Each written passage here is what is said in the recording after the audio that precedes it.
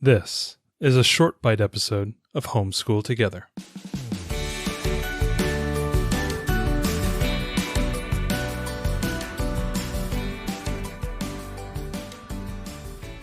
Hello and welcome to Homeschool Together. Thanks so much for joining us today. We've got a little fun episode, a little different short bite than we normally do. But before we begin, head down into the show notes. We got all the links to our social media, to our YouTube channel, to our website, to the Game School Co-op, to all the fun things that we're doing. And if you could, please go head over to iTunes and please leave us a review. It'd be wonderful. We appreciate it. This is actually our first time in the studio since we have gained a bunch of new listeners. We've noticed a little spike, so it's been nice to see you guys, and we welcome you. Thank you for joining us. Thank you so much for joining us. If you haven't, please feel free to hit the subscribe button. That would be amazing. And leave us a review if you can. So what we're going to talk about today, Ariel, the history book by book, the giant rock that has fallen into the homeschooling world of resources. Yeah, I feel like this one may have flown under the radar, which is why we wanted to do just a short episode to talk about it. History book by book is something that Emily Cook, the creator of Build Your Library curriculum, created. If you're not familiar with Build Your Library, it is a secular kind of history, social study, Charlotte Mason inspired literature curriculum, and it brings in art, history, science, social studies, not math in ELA, but the rest of the pieces. So she's a huge history book lover.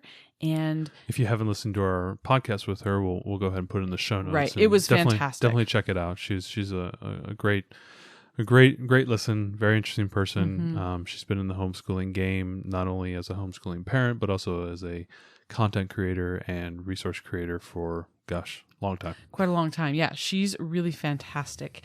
And this is her newest project, this labor of love.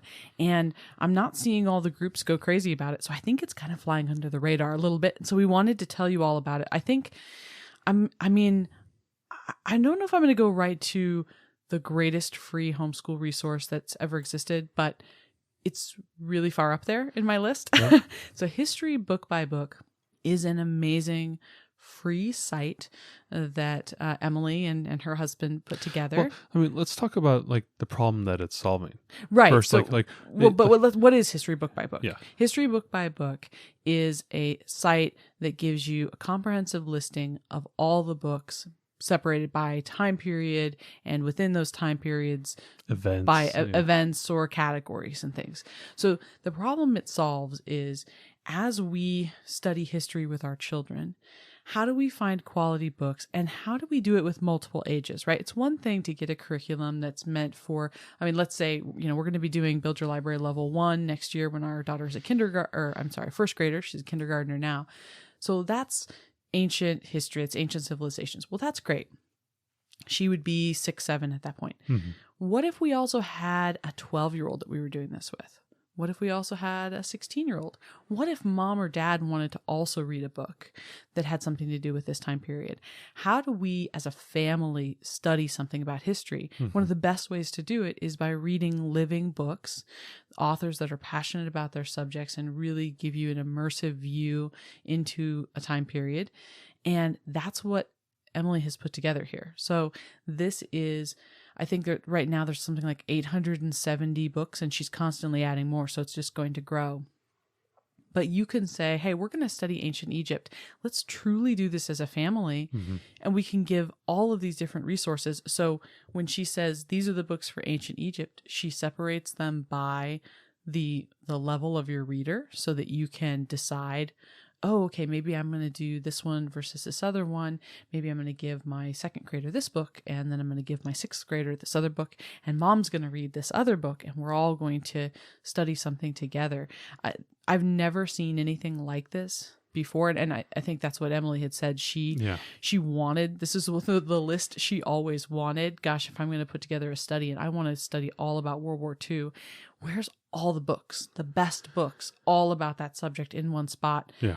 And that's what she's done here. If you look at it, it sounds a little simple when I talk about it. it's mind-blowing if you just go and really dive into it. Yeah, and we'll dive into it here, absolutely. Yeah. But also, you took a little bit of time. You contacted Emily. Mm-hmm. You asked her a bunch of questions, and we're going to be able to put that on the blog. We'll make sure to link that here in the show notes as Right. well. So if you want to go and read some questions, a little bit of Q&A that Ariel had with Emily over email, we've been able to include that as part of a blog post. So we'll make sure to include that here in the show notes. You can go ahead and read that if you want. And it gives a look at, why she created the site, how you should use it, what her vision is for it, where she wants to take this site. If you go look at this and you think it's something that you're interested in, please go and check out the link below or in the show notes and check out her interview, because she sums it up much better than Matthew or I ever could. Yeah. So I definitely encourage you to reach out and take a look at that. Well, I think also one of the main problems of this thing is solving is that there's always so much content out there, whether it's videos or online resources like web pages or blogs or things of that nature. And then there's obviously a huge wealth of books. Mm-hmm. Your library is filled with thousands of books, and every year thousands of new books appear. Right. And the question is always, how do I pick the things that are good? How do I find things that are applicable, that are targeted towards the age range that I'm looking at, and that maybe hit the right metrics that I'm looking for, whether I'm secular or I'm a religious homeschooler? Those things matter to me. How do I peruse through this? How do I filter through this?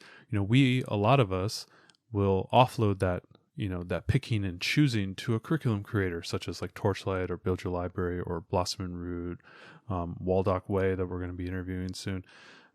Those are the type of things that we offload that process. And when we, a lot of people here may have heard just recently the interview with Christina Gardner, where we asked her that exact question. How do you pick the resources, and what's that process, and what's that filtering method? Because a lot of us, we don't have time, right? We don't have time to spend. Or the expertise either, right? I look at something and I think, well, that looks nice and it has a lot of good reviews. I don't know if that's a living book, though, just because it has a lot of good reviews. And we have been definitely burned by looking at a book that had lots of good reviews and thinking this was going to be the right pick for our family. And it ended up being totally the wrong thing for our family for whatever reason. So you're right. Having somebody who knows what they're looking at to curate the list and only include the good stuff, that's worth its weight in gold. We could all go to Amazon and type in, Greek, ancient Greece into books, and get tons of stuff, right? Anyone could do that. That's not what this is at all. And you'll probably get some bodice ripper romance put to there too. Who knows? So just as an aside, anything that you see with a guy with a 6-pack and a wolf next to it, I refer to that as wolf abs.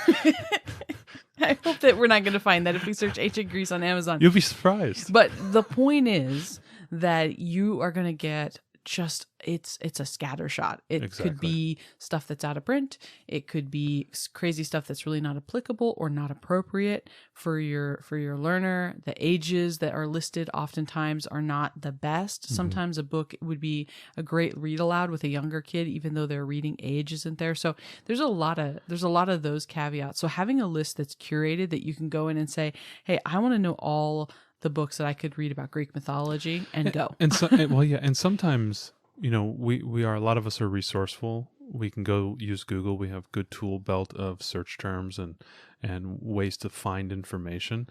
But a lot of times, where's that starting point? And, if you give me a good starting point, I can then find more information off of that. And that's what she's done here. And what's nice about it is it's free. And it's absolutely free, 100% free. There is no charge. There's nothing. And it's a simple wiki page. So it's really easy to navigate. It's very quick to load. It's very quick. We're here on the front page. So if you scroll down on the front page, she has broken out history by basically timeline. She has prehistory. She has classical age, early medieval, Enlightenment, modern age. And each one of them is a clickable link. So for example, I was just on early medieval book list. So when I click on it, it then opens up basically this massive, what looks like a spreadsheet. It's a nice big table, and you zoom in and there's book. Every row is a book. It tells you who the author is, when the publishing date was, the reading age, the time period, the time frame, the Europe, what country. Yeah, what geographic area and topic this goes into. What topic. So this one was an Arthurian legend, genre, format. So it's wonderful. And then there's obviously a link there. The Tale of Camelot is straight to the book by book wiki page for that book. So she has taken the book cover, the page length, all that information is put in there. There's a short write-up. There's Emily's review of the book. So there's that element that, we trust Emily and her ability to curate, and she's read a lot of books. Whenever you see a picture of her, it's always in front of a big shelf of books. Right. I mean, somebody who's created 13 levels of a history, literature-based curriculum. The woman has read some books. This is the one I trust, right? Yes. And she's read these books, or her daughter has read. I mean, they can't obviously read every single book, so they've read most of them. But when they do read, they leave a review. It gives you an extra indication of whether or not you're going to want to read this with your family. In the world, on the author side of it, we call that social proof. This term is that how can I convince you that it's a good book, right? Okay, I can have a lot of reviews. They can be high 5-star reviews, but we don't know if I goose those numbers somehow, or if maybe it's not applicable, maybe the cover is misleading, things of that nature. So it's always nice to have a reviewer that you trust, that is impartial to the author or to the publisher, that can give you that kind of seal of approval. And then what I also like at the bottom here of every book page is that she gives you other suggestions on subjects of that same thing. So like, for example, I did this one, The Tale of Camelot, right?